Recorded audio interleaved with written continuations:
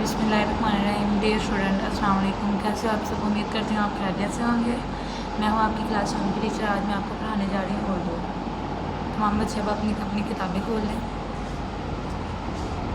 आज का हमारा टॉपिक है चलाक लोमड़ी और चिंटू मुर्गा। सबक नंबर 6 सुनाने का सबक है, पेज नंबर 40। 2 दिन से मुसलसल बारिश हो रही थी। जानवर और परिंदे खुराक की तलाश में घर से बाहर ना निकल सके।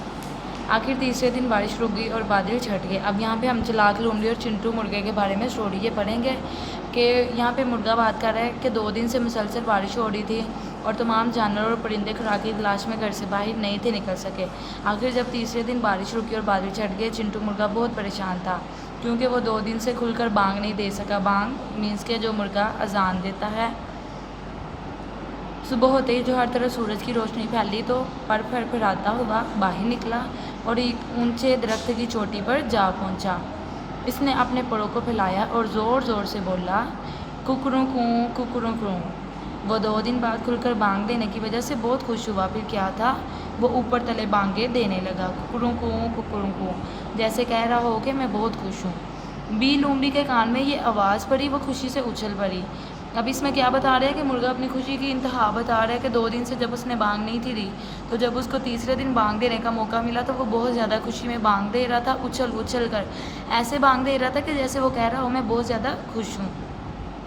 इधर ही उसकी मुर्गा जब अजान दे रहा था तो बी लोमड़ी के कान में जब ये आवाज़ पड़ी तो वो खुशी से उछल पड़ी, यानी कि उछल का मतलब कूदना।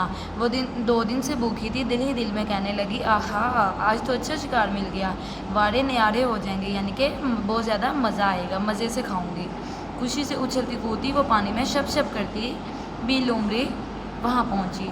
ये देखकर वो परेशान हो गई कि मुर्गा दरख्त की चोटी पर बैठा था, वो दरख्त पर तो चढ़ नहीं सकती थी, इसलिए मुर्गे को बेवकूफ़ बनाकर नीचे उतारने की तरकीब सोचने लगी। यानी कि यहाँ पे वो हमें बता रहे हैं कि बी लोमड़ी बड़ी खुशी के साथ जब वहाँ पे पहुँची तो उसने देखा कि जो मुर्गा है वो तो दरख्त पे था। अगर वो नीचे होती तो बी लोमड़ी उसको आसानी से खा सकती थी, लेकिन मुर्गा दरख्त की चोटी पर बैठा हुआ था, इस वजह से वो उसको नहीं थी खा सकती। तो उसने क्या सोचा कि मैं मुर्गे को बेवकूफ़ बनाकर दरख्त से नीचे उतारती हूँ।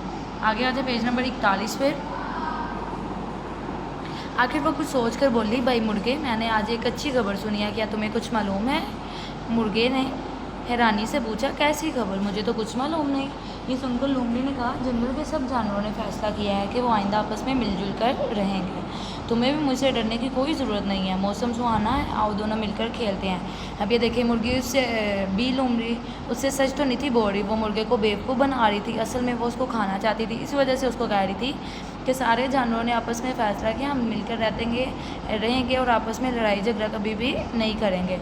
चिंटू मुर्गा भी बड़ा होशियार था।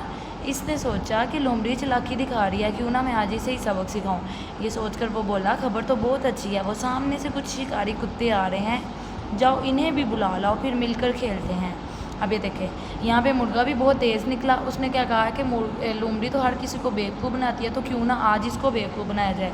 तो उसने क्या कहा कि वो देखो सामने से शिकारी कुत्ते आ रहे हैं, अगर तुम सच्ची इतना बोल रही हो तो उन्हें भी बुला लो, हम मिलकर खेल लेते हैं। लोमड़ी ने जो शिकारी कुत्तों का नाम सुना तो वो दुम दबा कर भागी। चिंटू ने आवाज़ दी, लोमड़ी कहाँ जा रही हो? ठहरो, मैं नीचे आता हूँ, फिर सब मिलकर खेलते हैं। लोमड़ी भागते भागते बोली, नहीं नहीं, हो सकता है कि तुम्हारी तरह इन शिकारी कुत्तों ने भी ये खबर ना सुनी हो। मैं फिर किसी और वक्त आऊँगी, अल्लाह हाफिज़। अब ये देखिए स्टूडेंट्स, यहाँ पे जैसे ही लोमड़ी ने शिकारी कुत्तों के नाम सुना, मुर्गा भी उसको झूठ बोल के बेवकूफ़ बना रहा था। तो जैसे ही उसने कहा ना कि उन्हें भी बुला लो, हम मिलकर खेलते हैं, तो लोमड़ी क्या दबा कर अपनी जल्दी से भागी और उसे अपनी जान की परवाह पड़ गई कि कहीं मुझे ये शिकारी कुत्ते खा ना ले। ओके स्टूडेंट्स, आज का हमारा लेक्चर यहीं पे ख़त्म होता है। अब हम मिलेंगे अपने अगले लेक्चर में।